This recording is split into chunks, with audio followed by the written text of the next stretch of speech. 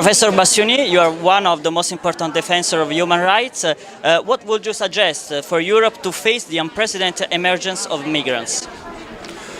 Well, I think a reform has to be made within the UNHCR system in that the very traditional approach to refugees should be somewhat changed. Because when you have crises like that of Syria and you have a mass migration, the people who leave those countries are not necessarily the type of people who would settle permanently in other countries.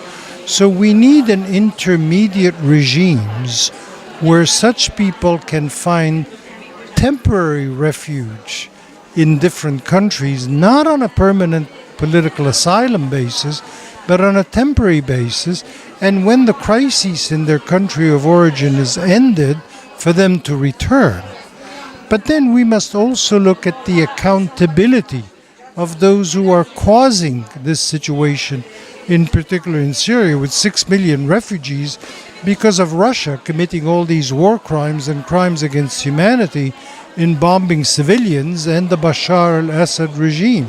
I mean, these are international crimes which are causing the refugee crisis, and it becomes very humanly unfair to make the refugees suffer the consequences of something they have absolutely no control over. And which is the impact of globalization on the future of human rights and international criminal justice? Well, the impact of globalization can be a positive one if we continue to reinforce the values that we started after World War II. The values of human justice, the values of human beings.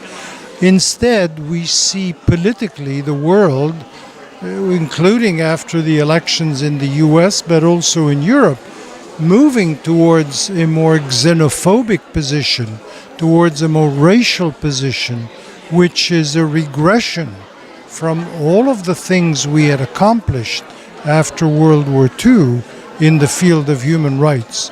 So I'm afraid that the era we are entering, this era of racism and xenophobia, is going to move human rights and international criminal justice back instead of forward. Thank you. Thank you.